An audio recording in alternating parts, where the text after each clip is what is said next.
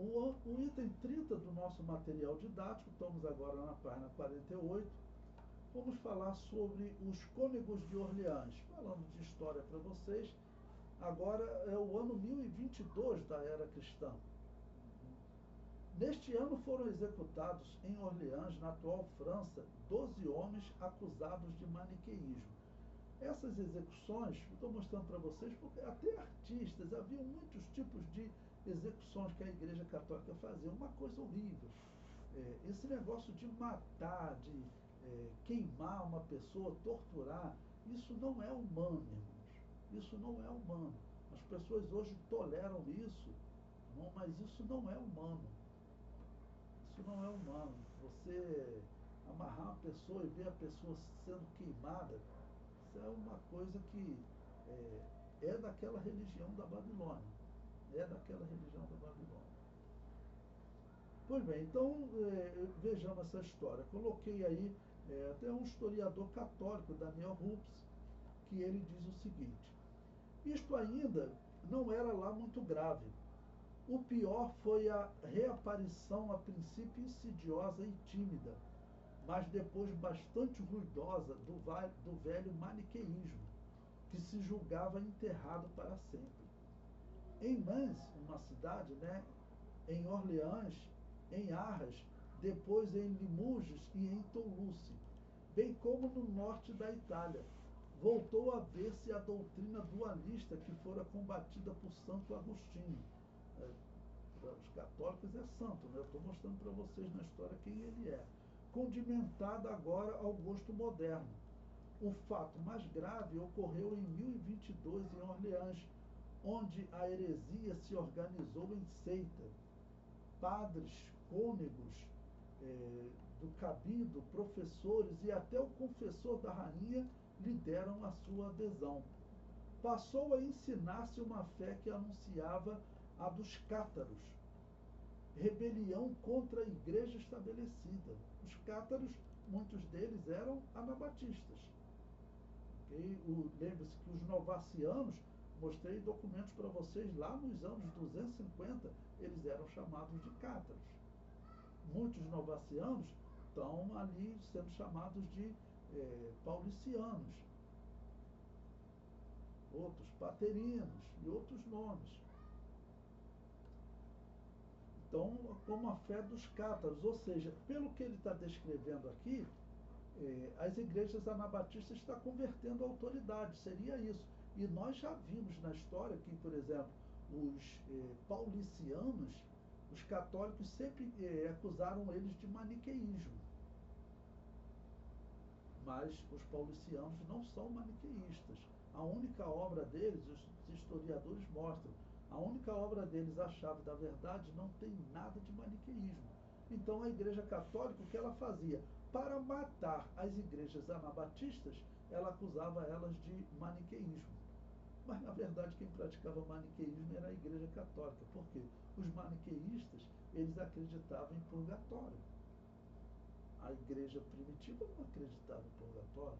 Os maniqueístas acreditavam em purgatório. A Igreja Católica acredita em purgatório. Então, quem é o maniqueísta? Mas a Igreja Católica acusava os cátaros. Essa acusação falsa, isso aí os historiadores comprovam,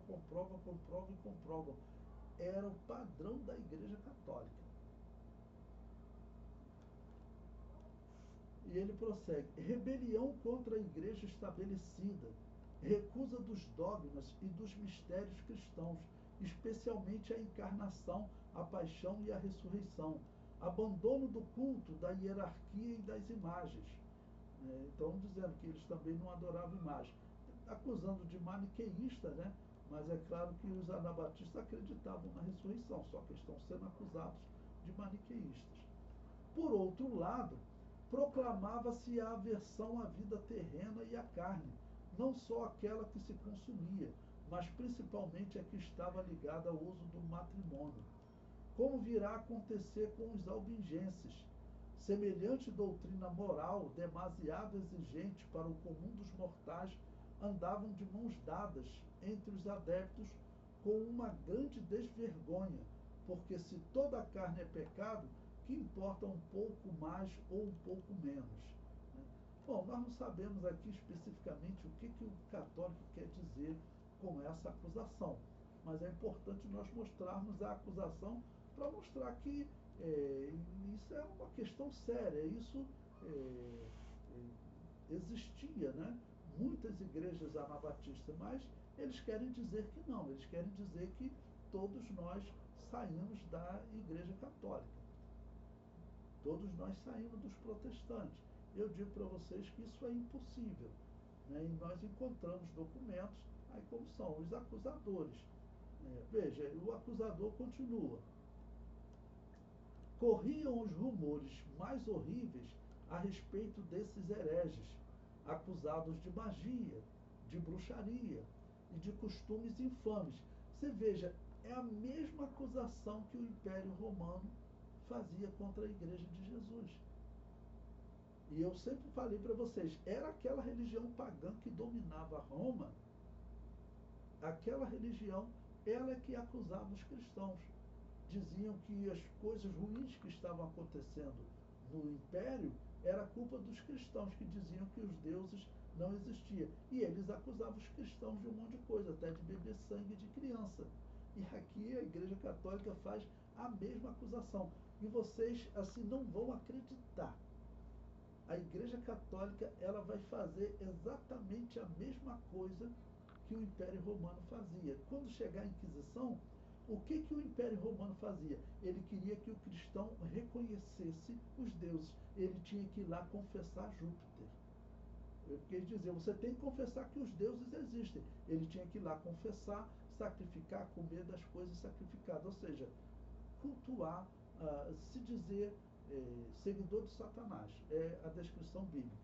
Sabe o que a Igreja Católica, quando ela pega essas pessoas e tortura eles?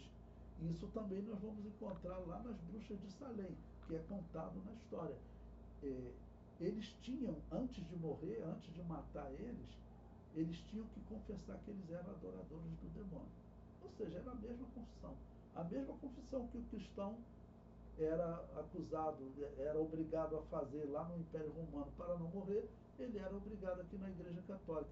E os protestantes a mesma coisa. Das Bruxas de Salem, tanto que a primeira menina que foi acusada, eles falaram para ela, olha, se você confessar que você é adoradora do demônio, a gente te solta.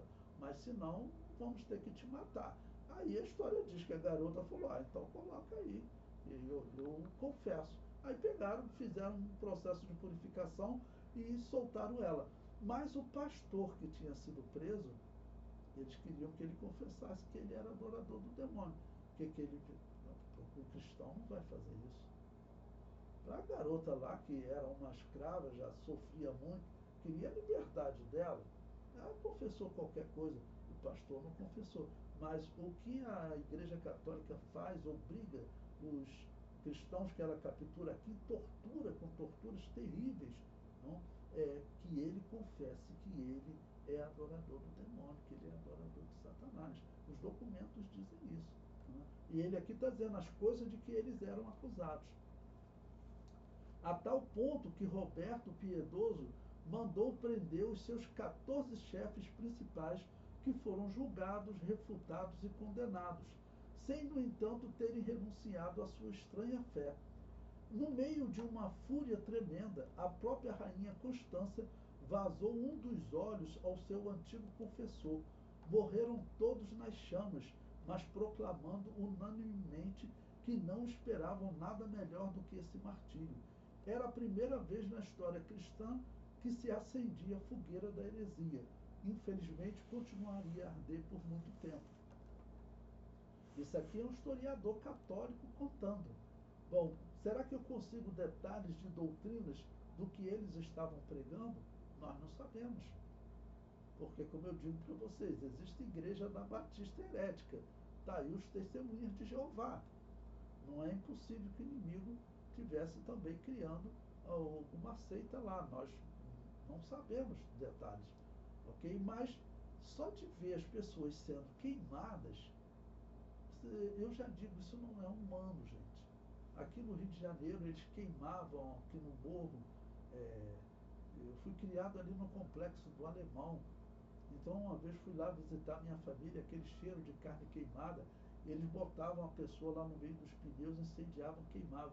E eles diziam que não era qualquer um que conseguia fazer aquilo, não. Eram normalmente pessoas ligadas à mesma coisa ruim, porque você chegar a botar fogo numa pessoa, isso não é humano, isso é ligado a coisa ruim. Isso é ligado à religião da Babilônia. Isso aqui que a Igreja Católica, quando ela faz isso, é outra grande característica dessa religião da Babilônia. Mostrei para vocês, historiadores contando, a religião antiga fazia sacrifício de crianças, fazia sacrifício de pessoas. Ok? Então, isso se torna o quê? Um sacrifício de pessoas. Tirar a vida da pessoa porque prega uma fé diferente, né, isso aí está errado, é claro. Essa não é a Igreja de Jesus. O comentário prossegue. Não temos como saber o que era pregado por estes 12 professores. Não sabemos se eles eram cristãos verdadeiros ou se eram católicos, porque às vezes tem na Igreja Católica pessoas que protestam contra algumas doutrinas, né? Tem católico nesse período que ele se posiciona contra essa doutrina da Guerra Santa, que diz que a Igreja Católica pode matar para purificar o reino de Deus, foi elaborada por Agostinho de Hipona. Tem católico nesse período que ele fala, não, isso não é certo não, não pode matar ninguém por heresia, não, porque era pessoa que, pelo menos, ele tinha um sentimento católico. Está enganado porque essas doutrinas de purgatório e outras tinham sido colocadas nessa igreja há mais de 700 anos, há cerca de 700 anos, mas ele tem pelo menos um sentimento cristão. Você não vai matar outra pessoa por causa da fé. E prossegue. Sobre o catolicismo, sabemos que o paganismo era comum entre eles. Logo, o evento pode retratar a descoberta de católicos praticando paganismo abertamente. E, nesse caso, eles deveriam ser executados. Porque quando a Igreja Católica, nós sabemos, eles praticavam paganismo. Muitas vezes católicos são acusados, como vai acontecer com os cavaleiros templários, mas tem casos assim que era aberto na história. Nos dias da Reforma Protestante, eu vou contar para vocês a sobrinha de um papa que eles casavam, né, casou, né, com o rei da França, e diz a história, ela era católica e trabalhava contra, dirigia as guerras contra os exércitos de Calvino, né? E diz a história que ela tinha um quarto no palácio dela que era sabido para todos, um quarto para um bruxo. Né? Acredite, isso era comum entre eles, acontecia mesmo. Quem era descoberto, tudo às vezes era jogado na fogueira. É isso que eu estou falando aqui. Né?